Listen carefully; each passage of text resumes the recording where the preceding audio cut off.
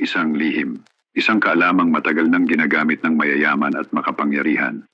Ngunit hindi nila gustong malaman ng ordinaryong tao. Sa madaling salita, wala itong pinipili, mayaman ka man o mahirap, lahat tayo ay may kakayahang gamitin ito. Kaya ayaw na ayaw ng mga nasa itaas na matuklasan mo ito.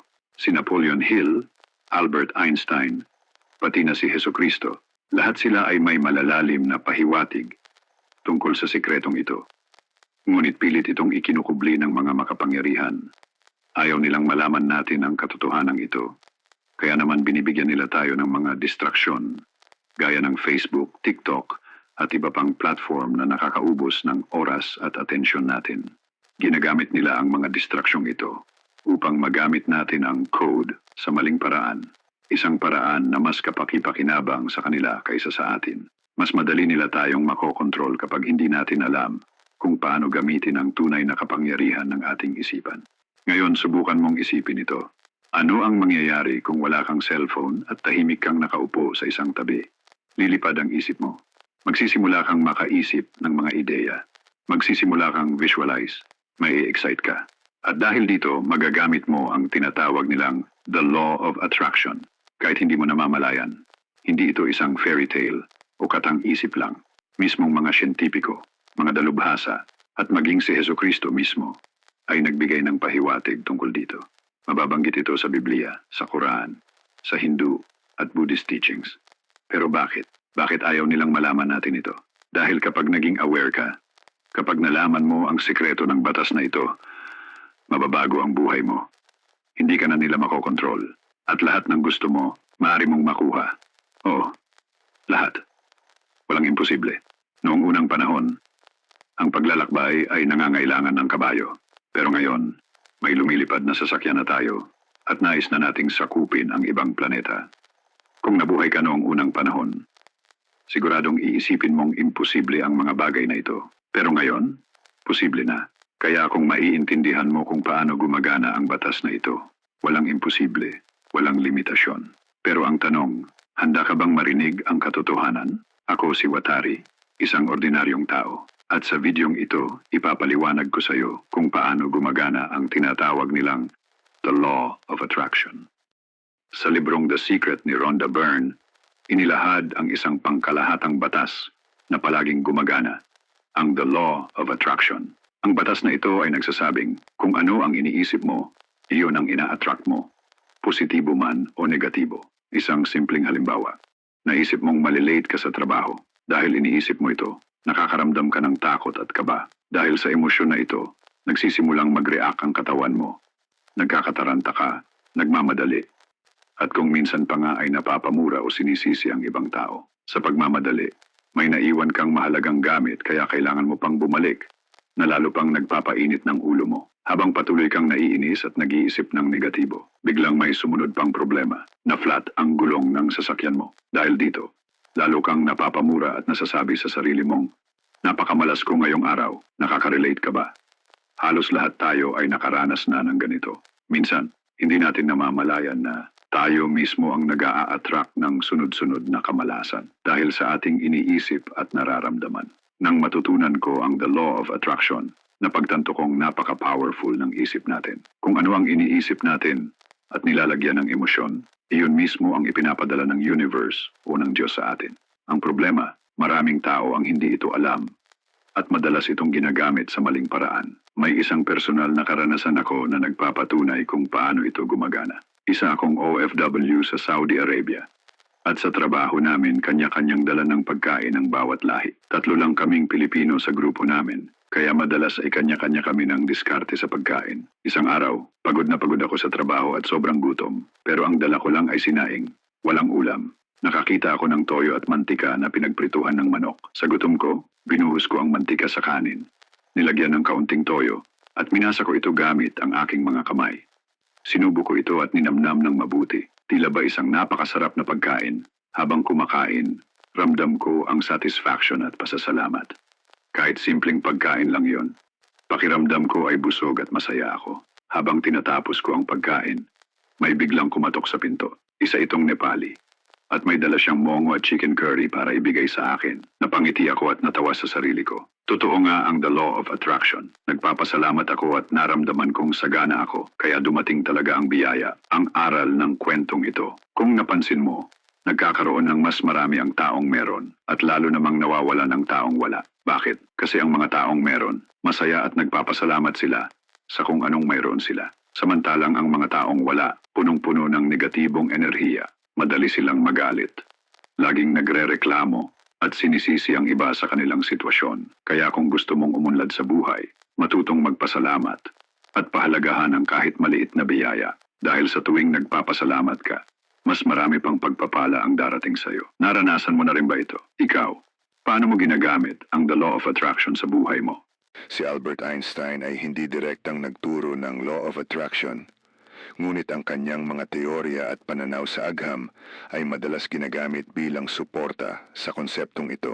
Lahat ng bagay ay enerhiya ayon kay Einstein. Everything is energy and that's all there is to it. Ang kanyang tanyag na equation na E equals mc squared ay nagpapakita na ang lahat sa universo kasama ang ating mga iniisip ay may enerhiya. Dahil dito, sinasabing ang ating isip at emosyon ay may vibrational frequency na maaaring makaapekto sa ating realidad. Sa nauna kong kwento, kung hindi ko pinairal ang positibong pananaw sa sitwasyon ko noon, tiyak na iba ang nangyari. Kung naging negatibo ako, maaaring hindi ako nakaramdam ng kasiyahan at hindi ako nakatanggap ng biyaya. Ito ang patunay na ang ating iniisip at nararamdaman ay may malaking epekto sa ating buhay. Ayon kay Einstein, imagination is everything. It is the preview of life's coming attractions.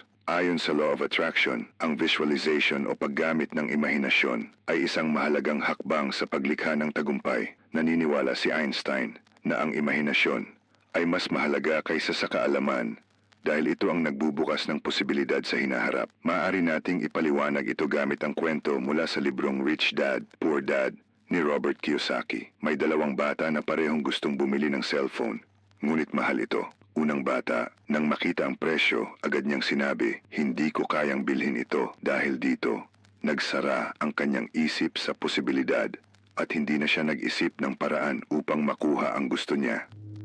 Pangalawang bata, bagamat wala siyang pera, tinanong niya ang sarili, paano ko ito mabibili? Dahil dito, nagsimulang maghanap ng solusyon ang kanyang utak. Naisip niyang mag-ipon, maghanap ng paraan para kumita, o mag-invest. Makikita natin na ang ating pananaw sa isang sitwasyon ay may malaking epekto sa kung paano natin ito haharapin. Ang tanong na itinatak natin sa isip natin ang nagdidikta kung magtatagumpay tayo o hindi. Isa pang sinabi ni Einstein, match the frequency of the reality you want and you cannot help but get that reality. Ibig sabihin, kung ang ating energy frequency ay nakatugma sa nais nating makamit, maa-attract natin ito sa ating buhay. Ito mismo ang prinsipyo ng law of attraction. Kung iniisip at nararamdaman mo ang tagumpay, mas mabilis mo itong makakamit. Kung positibo ang pananaw mo at iniisip mong masagana ka, magpapadala sa iyo ang universo ng mga pagkakataon para maging masagana ka nga. Ngunit kung puno ka ng negatibong emosyon at paniniwalang ikaw ay laging malas, mas lalo mo lang ito mararanasan. Kaya napakahalaga na maging maingat sa ating iniisip at nararamdaman dahil ito ang magtatakda ng ating kapalaran.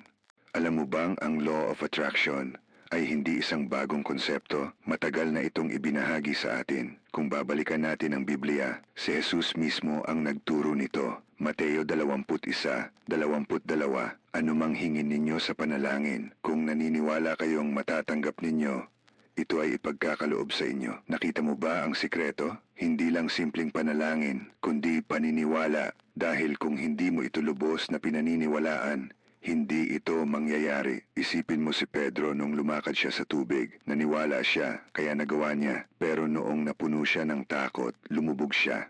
Bakit? Dahil bumagsak ang kanyang pananampalataya at bumagsak din ang kanyang realidad. Kapag takot ang nasa isip mo, mas takot ang babalik sa iyo. Kapag pangarap at pananalig ang laman ng puso mo, mas maraming oportunidad ang lalapit sa iyo. Pero alam mo ba na may isang nawawalang aral si Jesus na hindi isinama sa Biblia? Isang aral na may kapangyarihang baguhin ang iyong buhay. Isang sikreto kung paano mo makukuha ang anumang nais mo Gamit lamang ang iyong isipan at pananalig. Ano ang tinurong ito ni Jesus at bakit ito itinago sa atin? Ang nakapagtataka pa, pinunit ang pahinang ito. Kaya alam niyo na kung bakit hindi isinama ang Gospel of Thomas sa Biblia, ang nawawalang talata.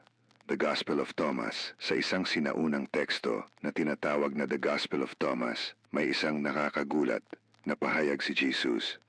Kapag pinagsama mo ang dalawa at naging isa, kaya mong sabihin sa bundok, lumipat ka at ito ay lilipat. Gospel of Thomas, saying 106. Ano ang ibig sabihin nito? Posible bang ang ating isipan ay may kakayahang baguhin ang ating realidad? Ang lihim ng manifestation. Ayon sa law of attraction, kung anong iniisip at pinaniniwalaan natin, ay siyang maa-attract natin sa ating buhay. Mateo 17:20. Kung may pananampalataya ka na kasing liit ng buto ng mustasa, masasabi mo sa bundok na lumipat, at ito ay lilipat.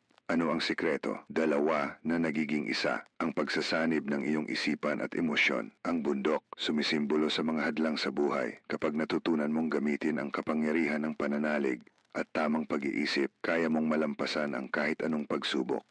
Ito ang ilan sa mga taong gumamit ng prinsipyong ito at naging matagumpay. Napoleon Hill, ang sumulat ng Think and Grow Rich, isang libro na nagpayaman sa libu-libong tao. Ang isip mo ay isang magnet. Kung ano ang iniisip mo, iyon ang ipapalit sa iyo ng universe. Jim Carrey, isinulat niya sa isang papel ang isang tseke para sa sarili niya, halagang 10 milyong dolyar. At inilagay ang petsa kung kailan niya ito makukuha. Ilang taon ang lumipas, natanggap niya ang kanyang unang movie deal na may parehong halaga. Oprah Winfrey, lumaki sa matinding kahirapan, pero paulit-ulit niyang sinasabi sa sarili niya na magiging matagumpay siya. Ngayon, isa siya sa pinakamakapangyarihang kababaihan sa buong mundo. Coincidence lang ba ang mga ito o isang patunay na may isang pangkalahatang batas na gumagana sa lahat ng oras? Narito ang 5 hakbang na itinuro ni na Jesus, Napoleon Hill at Einstein para ma-attract mo ang tagumpay.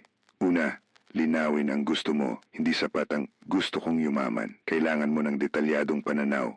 Magkano? Kailan? Paano? Kagaya ng ginawa ni Jim Carrey, sinulat niya ang eksaktong halaga na gusto niya at natanggap niya ito. Pangalawa, gamitin ang imagination mo. Kung kaya mong isipin, kaya mong makuha. Napoleon Hill, araw-araw, isipin mo na nasa iyo na ang gusto mo. Damdamin mo ito, parang tunay na nangyayari na. Pangatlo, iwasan ang negatibong isipan. Huwag mong sasabihin, baka hindi ako matanggap. Sabihin mo, nakuha ko na ang trabahong ito. Pangapat, kumilos ayon sa iyong paniniwala. Kung iniisip mong yayaman ka, pero tamad kang kumilos, hindi ito gagana.